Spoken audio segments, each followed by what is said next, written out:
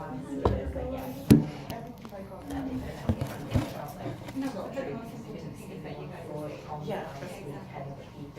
it's like, it's fine if that's what she wants to do. What's gender?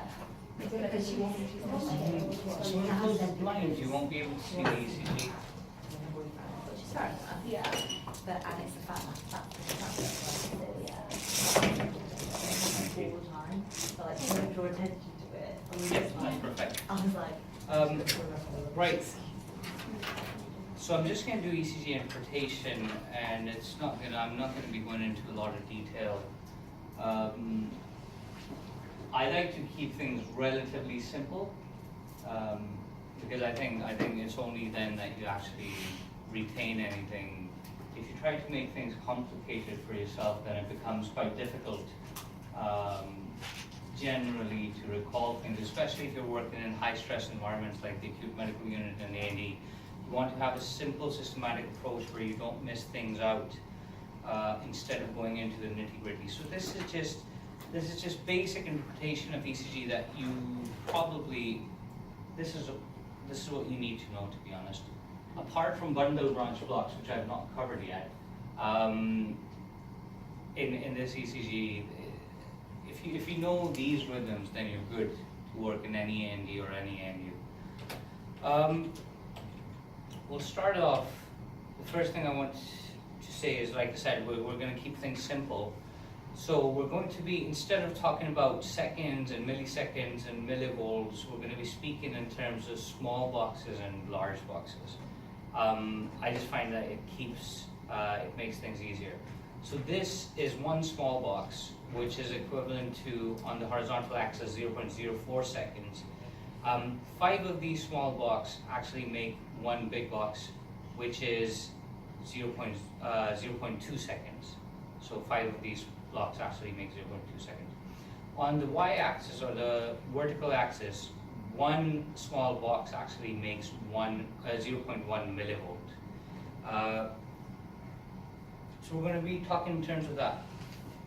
But this is a really good picture, and it depicts what the intervals are and what waves are what. What is the P wave actually? What's happening at the heart? Because if you know what is going on in the ECG at what point, with some degree of certainty you can tell what part of the heart is problematic, what part of the electricity or the wiring is not working well. So what's going on at the level of P wave? What's happening? Atrial depolarization. Right? And what does that mean?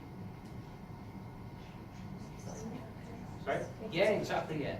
So milliseconds after you get the P wave, both the atria contract. So if something's wrong with the P wave, then you can infer from the ECG that there's something wrong with the atria. Something wrong at the level of the atria. Where does the impulse start? SA node, isn't it? Right, so it starts at the SA node. So there could be something wrong with the SA node if the P wave is absent. So that's one thing. Okay, what about the QRS complex? What's happening in the heart at the level of the QRS? Ventricular depolarization. Okay, and what's going on in the heart? The ventricle. Contracting. So if there's something wrong with the QRS, then it's working. Is it working? Ish. What do you mean? I think it's just been a bit slow. I think it's okay. Are you sure? Let me know if there's anything wrong. I think it'll be okay. Okay, right. So QRS is ventricular repolarization, and then the ventricles contract shortly after it. So if there's something wrong with the QRS, then that means that there's something wrong of the wiring of the heart at the level of the ventricles. So you've got the bundle, you've got the bundle of branches, don't you? The bundle of His, the left and right. And what's happening at the T wave? Ventricular repolarization. Sorry? Ventricular repolarization. Repolarization. And what does that mean in terms of what's the heart doing? Sorry? Yeah, ventricles relax. Excellent. So if there's something wrong, then ventricular relaxation is being hampered. Well, if there's something wrong with the T wave. So where's So we said atrial contraction, ventricular contraction, and ventricular repolarization. Where's atrial relaxation then? Yeah, exactly. Yeah. So the curus is so big, the amplitude is so much that it actually eats up atrial repolarization. Right, okay. Now my next question is, what's the difference between an interval and a segment?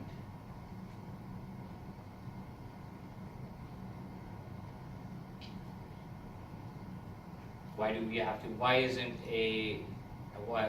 an ST segment and why isn't it a ST interval? The segment between where it's like level, Okay. segment between where it's level and interval between where it peaks or troughs. Okay. And then interval, what's the difference between the two then?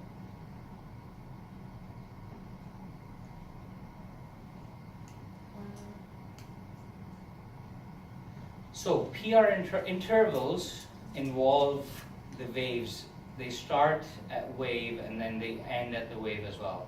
So if you look at the QT interval, it starts at the Q wave and then it finishes at the end of the T wave. Segments, however, are in between waves. I think that's what you were trying to say, weren't you? Yeah. Yeah. So segments are in between waves. They don't involve the waves per se. So at the end of the S wave to the start of the T wave is the ST segment. That's the main difference between the two. So let's talk about the PR interval. What's going on at the PR interval?